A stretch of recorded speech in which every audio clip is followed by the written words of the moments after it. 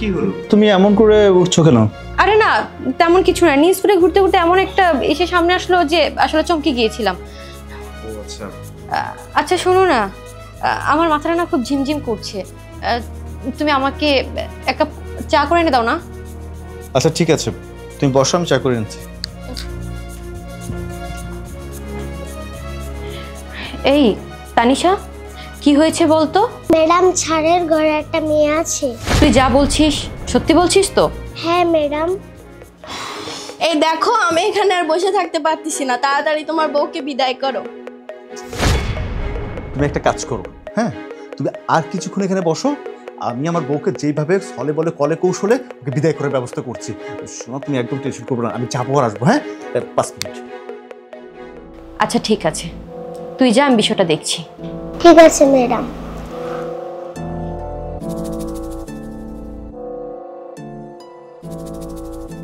এনো,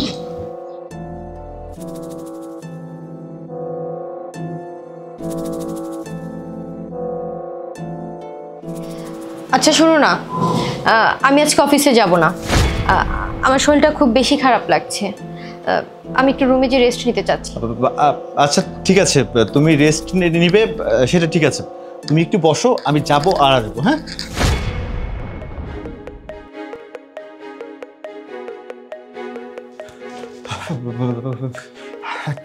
কি যে করি এখন, মাথায় ঢুকতেছে না। কি হলো, তোমাকে এমন দেখাচ্ছে কেন? আরে এমন দেখাচ্ছে কেন, তোমাকে কিভাবে বোঝাবো? আমার বউ আসছে রুমের মধ্যে, তোমাকে যে কোথায় এখন লুকাই খাটের নিচে। না না, প্রচুর গরম পড়েছে এখন, তোমাকে খাটের নিচে ঢুকানো যাবে না। একটা কাজ করো, তুমি আসো আমার সঙ্গে, আসো এখানে লুকাই। আরে লুকাও তাড়াতাড়ি, বউ আসতে 12টা বেজে যাবে।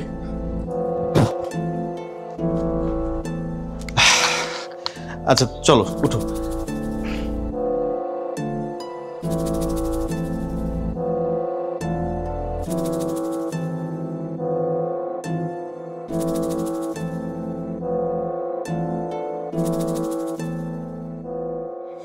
দেখো, আমি আজকে অফিসে যাব না, আমি একটু রেস্ট নিব। আরে কি বলছো, অফিসে যাবে না কিসের জন্য? আচ্ছা ঠিক আছে, একটা কাজ করো, তুমি 5 মিনিট রেস্ট নাও। হ্যাঁ, রেস্ট নেওয়ার পরে ঠিক হয়ে গেলে তারপর অফিসে চলেছি। আর তাছাড়া তুমি নতুন চাকরি নিয়েছো, এখন যদি তুমি অফিসে অ্যাবসেন্ট করো তাহলে কিন্তু চাকরিটা চলেও যেতে পারে, আর তাছাড়া ঝামেলা হয়ে যাবে। হ্যাঁ, তুমি আমার চাকরি নিয়ে চিন্তা করতেছো?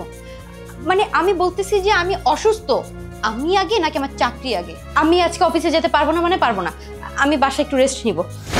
তুমি বোঝার চেষ্টা করো। হ্যাঁ, আসলে আমি তোমাকে মেডিসিন নিয়ে দিব, নতুন চাকরি নিয়েছো, এখন যদি অ্যাবসেন্ট করো তোমাকে বারবার বোঝাচ্ছি, সমস্যা হয়ে যাবে, তারপর সংসারটা কিভাবে চলবে বলো? কি ব্যাপার, তুমি এরকম করছো কেন? মানে তুমি আমাকে, মানে আমি বাসায় বললাম যে একটু রেস্ট নিব, আমি অসুস্থ, আর তুমি আমাকে বলতেছো যে আমি চাকরিতে যাব। আমি আজকে যাব না, মানে যাব না, বললাম তো। একটু বোঝার চেষ্টা করো, তুমি বুঝতে পারছো না কিসের জন্য? আমি কি বোঝার চেষ্টা করব, তুমি কেন বুঝতেছো না? তুমি এরকম করতেছো কেন, আমি কিছুই বুঝতেছি না। কি ব্যাপার, তুমি এরকম মানে কাঁপতেছো কেন? কি হয়েছে বলো তো সত্যি করে? না তেমন কিছু হয়নি, ওই সকাল থেকে একটু শরীরটা খারাপ লাগছে, জ্বর জ্বর ভাব লাগছে।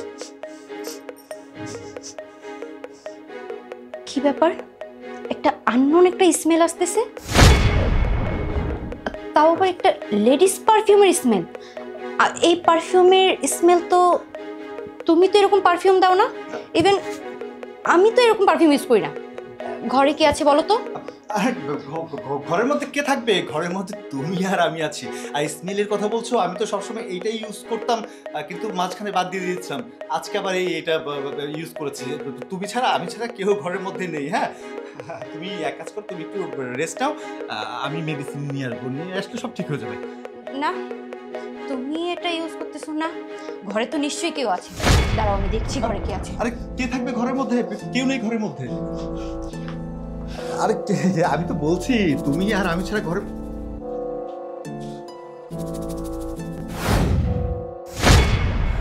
এই মেয়ে, তুমি কে?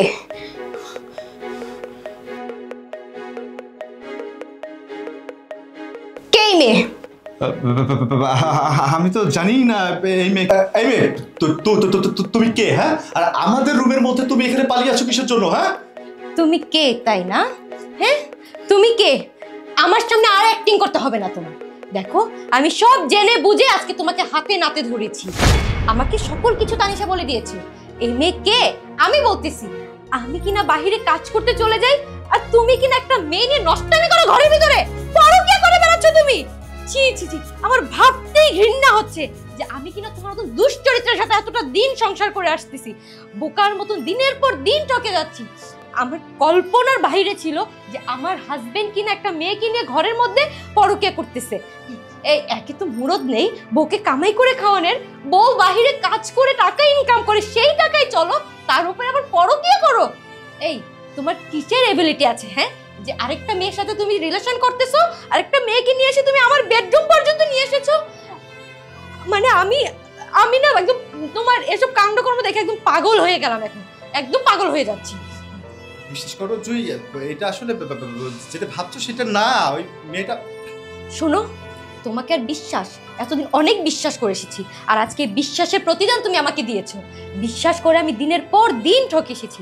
আজকে তানিশা আমাকে সবকিছু না বলতো না, আমি তাহলে আজকেও তোমাকে ধরতে পারতাম না। এই জন্যই তুমি আমাকে কাজে পাঠানোর জন্য এত বাহানা খুঁজতেছিলে আমাকে কিভাবে ঘর থেকে বের করা যায়। এখন তো আমি পুরোই ক্লিয়ার।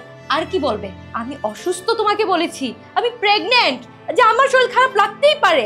আমি এই অবস্থা তো ঘরে বসে নেই, টাকা উপার্জনের জন্য ঘরের বাইরে যে আমি টাকা উপার্জন করতেছি, আর তুমি কিনা আমার অসুস্থতার দাম না দিয়ে একটা মেয়েকে নিয়ে এসে ঘরের মধ্যে পরকীয়া করতেছো, আর আমাকে বলতেছো যে আমি চাকরিতে যাই। কি বলবো, আর আমার বলার কোনো ভাষা নেই। আজকে বুঝতে পেরেছি তোমার সাথে আমার আর সংসার করা যাবে না। জুই তুই বোঝার চেষ্টা করো। I am extremely sorry. হ্যাঁ, আমি যেটা করেছি ভুল করেছি, আমি আর কখনো এই কাজ করব না। হ্যাঁ, আমার শিক্ষা হয়ে গিয়েছে। তুমি একবারের মতো আমাকে সুযোগ দাও। না না, তোমাকে ক্ষমা করলে না আমার নিজের সাথে বড় অন্যায় হবে, আমার পেটের সন্তানের সাথে অন্যায় করা হবে। দিন শেষে যখন আমার সন্তান জন্ম নেওয়ার পর বড় হয়ে জানবে যে তার বাবা একজন মানে অন্য নারীদের প্রতি আসক্ত একজন ব্যক্তি, তখন আমার সন্তানের কাছে আমি কি জবাব দিব? এর চাইতে ভালো আমার সন্তান পৃথিবীতে আসার আগেই তোমাকে আমার লাইফ থেকে সরিয়ে দাও। আমি তোমার সাথে আর সম্পর্ক রাখতে চাচ্ছি না। এর জন্য যা পদক্ষেপ নেওয়া দরকার আমি সেটাই করব। জুই শোনো, জুই।